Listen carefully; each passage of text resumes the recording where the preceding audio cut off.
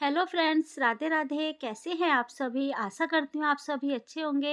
ये देखिए दोनों बच्चे किस तरीके से खेल रहे हैं और मैं लेकर आ गई थी ऊपर कपड़े, क्योंकि कपड़े सुखाने थे। कपड़े सूखने में नहीं आते हैं, सर्दियों में ना यही होता है। एक तो कपड़े भी भारी भारी होते हैं और काफ़ी सारे उतरते हैं और कपड़े सूखने में भी जल्दी नहीं आते हैं। तो बस ये कल के कपड़े थे जो थोड़े बहुत सूख गए थे, तो वो मैंने अलग कर दिए थे। जो नहीं सूखे थे उनको फिर मैं दोबारा ऊपर लेकर आई थी और इनको सुखा रही थी। और ये हमारी छत क्या है ना, वैसे तो धूप आ रही है, काफ़ी अच्छी धूप निकली थी 2-3 दिन, लेकिन हमारी छत ना बस एक ही फ्लोर बना हुआ है, ग्राउंड फ्लोर, और तीनों तरफ हमारी बिल्डिंग बनी हुई है। इसकी वजह से ना धूप बिल्कुल भी छत पे नहीं आती है। जो भी कपड़े सूखने होते हैं वो हवा में ही सूखते हैं।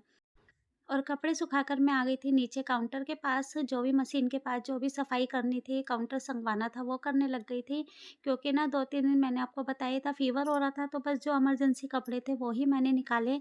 और जो यहाँ काउंटर की सफाई होती है तो वो सब मैंने नहीं किया था, क्योंकि इसमें भी टाइम लग जाता है सफाई करने में, और फिर जब नहीं करो ना तो फिर धीरे-धीरे करके ना काम भी यहाँ पर मतलब सामान भी ना बढ़ता जाता है। और ये देखिए, ये मोरी बनी हुई है, डिज़ाइन आपको दिख रहा होगा कितना खूबसूरत डिज़ाइन बनाया हुआ है दीदी ने। और एक चीज़ मैं आपको बोलना चाहूँगी कि मेरे पास एक कमेंट आया था कि उन्होंने बोला था कि मेरे पास हाथ की मशीन है और मैं भी काम करना चाहती हूँ, मतलब सिलाई करना चाहती हूँ। तो मैं आपको एक ही चीज़ बोलूँगी कि अगर आपके पास हुनर है तो उस काम को बिल्कुल भी वेस्ट मत कीजिए, उस काम को ज़रूर कीजिए। अगर आपके पास हाथ की मशीन है तो हाथ की मशीन से ही काम को स्टार्ट कीजिए, क्योंकि स्टार्टिंग में देखिए मेरे पास भी हाथ की ही मशीन थी।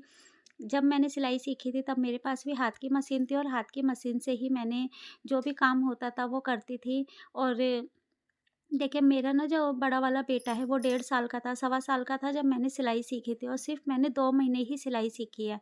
क्योंकि मार्च के महीने में मैंने जाना शुरू किया था, अप्रैल और मई तक बस मैं 2 महीने गई, 2 ढाई महीने गई हूँ, और उसके बाद ना नहीं जाना हो पाया मेरा बिल्कुल भी। क्योंकि बच्चा छोटा था, बच्चे को छोड़कर जाना और फिर दोपहरी का भी टाइम हो जाता था, बहुत ज़्यादा धूप पड़ जाती थी, तो मेरा नहीं निकलना हो पाता था। जो भी हुआ मैंने मतलब 2 महीने की जो भी स्टिचिंग सीखी है, सिर्फ़ 2 महीने सीखी है, और उसके बाद फिर मैंने अपने काम को रोका नहीं, अपने हाथ को नहीं रोका।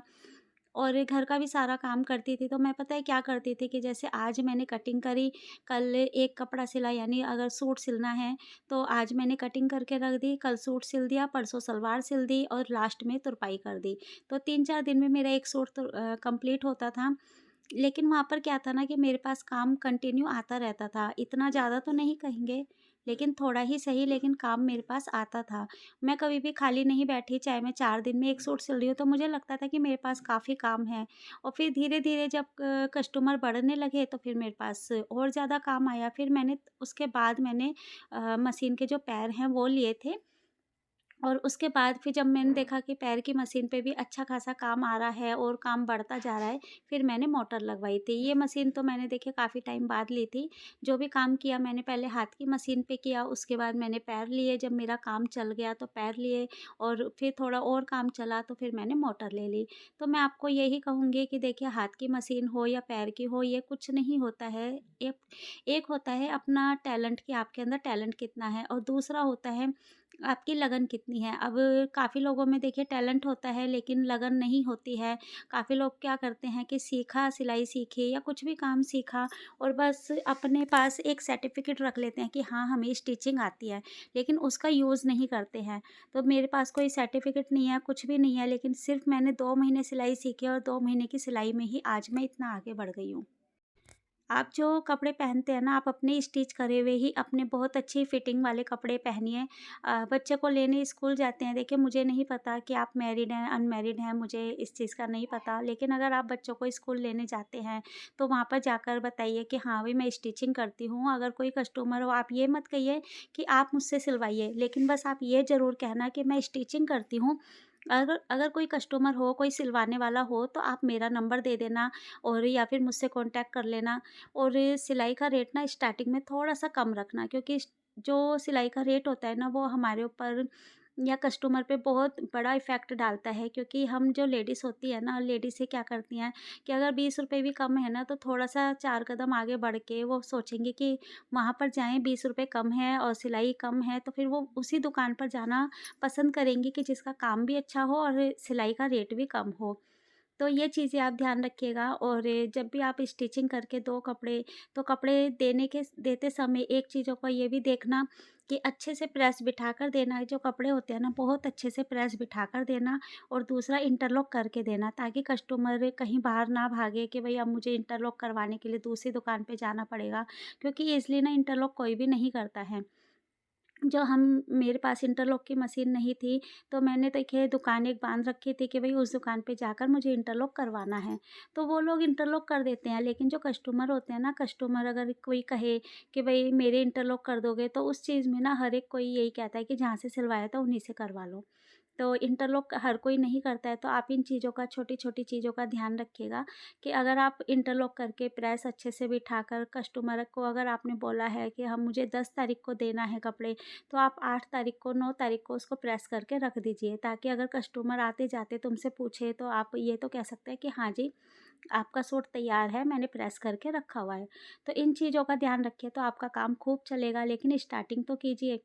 और मैं तो देखिए आपको यही सजेस्ट करूँगी कि आप बच्चों के अगर स्कूल जाते हैं, तो स्कूल में जाकर आप यही कहिए कि मैं कपड़े सिलती हूँ, अगर कोई कस्टमर हो तो मुझसे कपड़े सिलवाएँ। आप ये नहीं कहना कि हाँ, आप मुझसे सिलवाएँ, लेकिन हाँ, आप ये ज़रूर कहना कि अगर कोई हो तो मुझसे सिलवाए। तो उससे ना धीरे-धीरे करके आपका काम बढ़ेगा। और आप देख ही रहे हैं कि देखिए मेरे भी आज 2 कस्टमर आ गए थे और कपड़े लेकर ही आए थे, क्योंकि कोई भी कपड़ा लेने नहीं आया था, कपड़े देने ही आए थे। और उनको अटेंड करने के बाद फिर मैं लग गई थी सूट में। और ये जो सूट है ना, इसका मुझे डिज़ाइन बनाना था, क्योंकि जो कस्टमर है उन्होंने ना मुझे फ़ोटो भेज दी थी, व्हाट्सएप पे फ़ोटो दी थी कि भई ये वाला डिज़ाइन क्या इस गले में बन सकता है, इस वाले सूट में? मैंने कहा हाँ जी दीदी, ज़रूर बन जाएगा। तो सबसे पहले तो मैं इसके लिए लेस लेकर आई, क्योंकि इनकी लेस भी कुछ हट के ही लगानी थी, तो मैं लेस लेकर आई। लेस सही को ना मिली नहीं थी, इसको डबल करके मैंने लगाया, एडजस्ट करी है, मतलब देखा जाए ना तो इसको हम ये कहेंगे कि इसको हमने एडजस्ट किया है। तो बस सूट का जो डिज़ाइन है थोड़ा डिफ़िकल्ट भी था, लेकिन मेरे लिए ना ऐसी चीज़ें बहुत एक चैलेंज से भरी हुई होती है, और जब मैं उसको कंप्लीट कर देती हूँ ना, तो मुझे बहुत ज़्यादा खुशी होती है कि हाँ, मैंने वो चीज़ कर दी है। और चाय भी साइड में रखी हुई थी, मैंने चाय भी नहीं पी, क्योंकि दीदी है ना, दीदी ने चाय बना दी थी। तो मैंने कहा नहीं दीदी, पहले मैं सूट का गला बना दूँ, उसके बाद ही मैं चाय पीऊँगी। और इसके बाद ना एक कस्टमर और आ गई थी, उनका ब्लाउज़ था, तो उनको मैंने वीडियो में नहीं लिया है, क्योंकि हर एक कस्टमर कैमरे में आना नहीं चाहता है। तो देखिए उनकी राज़ी के बिना तो हम किसी को भी नहीं ले सकते हैं कैमरे में, तो इसलिए हर एक चीज़ को देखना पड़ता है।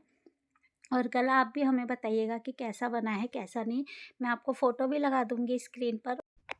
और बाकी का आप बताना कि ये गला वैसा बन पाया है या नहीं बन पाया है। और वीडियो आज ज़्यादा बड़ी भी नहीं है, ज़्यादा छोटी भी नहीं है।